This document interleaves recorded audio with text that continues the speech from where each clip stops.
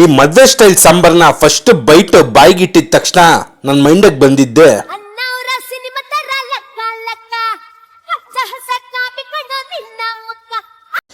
ನಮಸ್ಕಾರ ಪ್ರಜೆಗಳೇ, ಹೊಸ ವಿಡಿಯೋಗೆ ಸ್ವಾಗತ. ನಾನು ನಿಮ್ಮ ಪ್ರೀತಿಯ ಸಚಿನ್.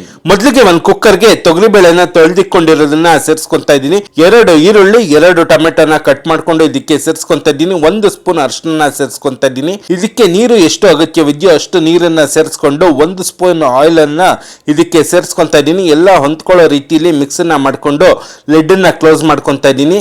ಈ ಲಿಡ್ ಕ್ಲೋಸ್ ಮಾಡ್ಕೊಂಡಾದ್ಮೇಲೆ ನಿಮ್ಗೆ 3 ವಿಸಿಲ್ ಕೂಗ್ಬೇಕು. ಈ 3 ವಿಸಿಲ್ ಕೂಗಾದ್ಮೇಲೆ ಎತ್ತಿ ಸೈಡ್ಗೆ ಇಟ್ಕೊಳ್ಳಿ. ಇವಾಗ ಸಾಂಬಾರ್ ಪುಡಿ ಹೇಗ್ ಮಾಡೋದು ಅಂತ ನೋಡೋಣ ಬನ್ನಿ. ಮೊದಲಿಗೆ ಒಂದು ಪ್ಯಾನ್ಗೆ ಎಣ್ಣೆನ ಸೇರಿಸ್ಕೊಂತಾ ಇದ್ದೀನಿ. ಎಣ್ಣೆ ಚೆನ್ನಾಗಿ ಬಿಸಿ ಆದ್ಮೇಲೆ 1 ಸ್ಪೂನ್ ಅಷ್ಟು ಮೆಂತೆ ಕಾಳನ್ನ ಇದಕ್ಕೆ ಸೇರಿಸ್ಕೊಂತಾ ಇದ್ದೀನಿ. ಮತ್ತೆ 2 ಸ್ಪೂನ್ ಅಷ್ಟು ಕಡಲೆಬೇಳೆ ಮತ್ತೆ 2 ಸ್ಪೂನ್ ಅಷ್ಟು ಉದ್ದಿನ ಬೇಳೆನ ಸೇರಿಸ್ಕೊಂತಾ ಇದ್ದೀನಿ. ಇದನ್ನ ಮಧ್ಯಮ ಉರಿಯಲ್ಲಿ ಚೆನ್ನಾಗಿ ಹುರ್ಕೊಳ್ಳಿ. ನಿಮ್ಗೆ ಲೈಟ್ ಬ್ರೌನ್ ಆಗೋವರೆಗೂ ಇದನ್ನ ಹುರ್ಕೊಳ್ಳಿ. ನಿಮ್ಗೆ ಘಮ ಬರಕ್ ಸ್ಟಾರ್ಟ್ ಆಗುತ್ತೆ.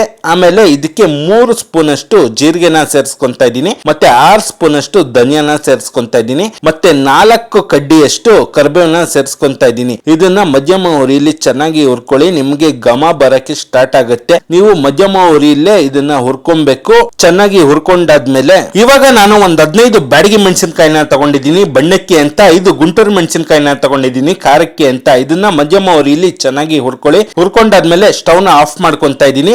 ಮತ್ತೆ 1.5 ಸ್ಪೂನ್ ಅಷ್ಟು ಗಸಗಸೆನ ಸೇರಿಸ್ಕೊಂತಾ ಇದ್ದೀನಿ. ಮತ್ತೆ 1 ಸ್ಪೂನ್ ಅಷ್ಟು ಇಂಗನ್ನ ಸೇರಿಸ್ಕೊಂಡು ಎಲ್ಲ ಹೊಂದ್ಕೊಳ್ಳೋ ರೀತಿಯಲ್ಲಿ ಮಿಕ್ಸ್ ನ ಮಾಡ್ಕೊಂತಾ ಇದ್ದೀನಿ. ಈ ಚೆನ್ನಾಗಿ ಮಿಕ್ಸ್ ಆದ್ಮೇಲೆ ಇದನ್ನ ಪುಡಿ ಮಾಡ್ಕೊಳ್ಳಿ. ಈ ಪುಡಿ ಬಂದು ನುಣ್ಣಗಿರ್ಲಿ. ನೋಡಿ ಬಣ್ಣ ಎಷ್ಟು ಚೆನ್ನಾಗಿ ಬಂದಿದೆ. ಇವಾಗ ಪ್ರೆಷರ್ ಹೋಗಿರೋ ಕುಕ್ಕರ್ ನ ಓಪನ್ ಮಾಡ್ಕೊಂತಾ ಇದ್ದೀನಿ. ಮತ್ತೆ ಈ ಬೇಳೆನ ಚೆನ್ನಾಗಿ ಮಸ್ಕೊಂತಾ ಇದ್ದೀನಿ. ಚೆನ್ನಾಗಿ ಮಸ್ಕೊಂಡಾದ್ಮೇಲೆ ಇದಕ್ಕೆ 4 ಸ್ಪೂನ್ ಅಷ್ಟು ಇವಾಗ ಪುಡಿ ಮಾಡ್ಕೊಂಡಿರೋ ಸಾಂಬಾರ್ ಪುಡಿನ ಸೇರಿಸ್ಕೊಂತಾ ಇದ್ದೀನಿ. ಮತ್ತೆ ಅರ್ಧ ಬೌಲ್ ಅಷ್ಟು ಕಾಯಿ ರುಬ್ಕೊಂಡಿರೋದನ್ನ ಇದಕ್ಕೆ ಸೇರಿಸ್ಕೊಂತಾ ಇದ್ದೀನಿ. ಮತ್ತೆ 1 ನಿಂಬೆಹಣ್ಣು ಗಾತ್ರದ ಹುಣಸೆಹಣ್ಣನ್ನ ಹಿಂಡಿ ಇಟ್ಕೊಂಡಿರೋದನ್ನ ಇದಕ್ಕೆ ಸೇರಿಸ್ಕೊಂತಾ ಇದ್ದೀನಿ. ಎಲ್ಲ ಒಂದಕ್ಕೊಂದು ಹೊಂದ್ಕೊಳ್ಳೋ ರೀತಿಲಿ ಇದನ್ನ ಮಿಕ್ಸ್ ನ ಮಾಡ್ಕೊಳ್ಳಿ. ನಾನು ಇಲ್ಲಿ ನುಗ್ಗೆಕಾಯಿ ಮತ್ತೆ ಆಲೂಗಡ್ಡೆನ ಶುದ್ಧವಾಗಿ ತೊಳ್ಕೊಂಡಿರೋದನ್ನ ಇದಕ್ಕೆ ಸೇರಿಸ್ಕೊಂತಾ ಇದ್ದೀನಿ. ನಿಮ್ಗೆ ಯಾವ ತರಕಾರಿ ಇಷ್ಟ ಆಗುತ್ತೋ ನೀವು ಆ ತರಕಾರಿನ ಇದಕ್ಕೆ ಸೇರಿಸ್ಕೊಬಹುದು. ನಾನು ಅವಾಗ್ಲೇ ಬೇಳೆ ಜೊತೆಲಿ ಬಂದು ತರಕಾರಿನ ಕೂಗಿಸ್ಕೊಳ್ಳಿಲ್ಲ, ಯಾಕಂದ್ರೆ ಬೇಗ ಬೆಂದೋಗುತ್ತೆ ಅನ್ನೋ ಕಾರಣದಿಂದ ಅದನ್ನ ಇವಾಗ ಸೇರಿಸ್ಕೊಂತಾ ಇದ್ದೀನಿ. ಇದು ತುಂಬಾ ಬೇಗ ಬೆಂದೋಗುತ್ತೆ, ಆ ಕಾರಣದಿಂದ ಅದನ್ನ ಇವಾಗ ಸೇರಿಸ್ಕೊಂತಾ ಇದ್ದೀನಿ. ಮತ್ತೆ ರುಚಿಗೆ ತಕ್ಕಷ್ಟು ಉಪ್ಪನ್ನ ನಾನು ಇಲ್ಲಿ ಬಳಸ್ತಾ ಇದ್ದೀನಿ. ನಿಮ್ಮ ರುಚಿಗೆ ಎಷ್ಟು ಅಗತ್ಯವಿದೆಯೋ ಅಷ್ಟು ಉಪ್ಪನ್ನ ಬಳಸ್ಕೊಳ್ಳಿ.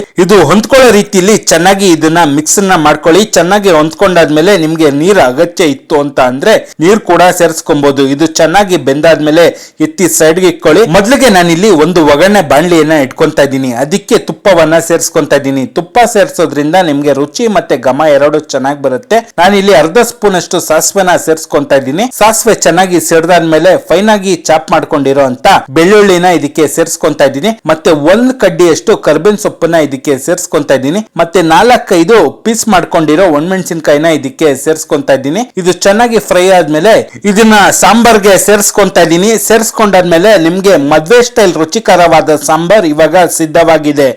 ಈ ವಿಡಿಯೋ ನಿಮ್ಗೆ ಇಷ್ಟ ಆಗಿದ್ದಲ್ಲಿ ಲೈಕ್, ಶೇರ್ ಮತ್ತು ಕಮೆಂಟ್ ಮಾಡಿ. Don't forget to subscribe. ನಿಮ್ಮ ಭೇಟಿ ಮುಂದಿನ ವಿಡಿಯೋ ಮುಂದಿನ ರೆಸಿಪಿಗಳ ಜೊತೆ. ಟಿಲ್ ದೆನ್, ಬಾಯ್.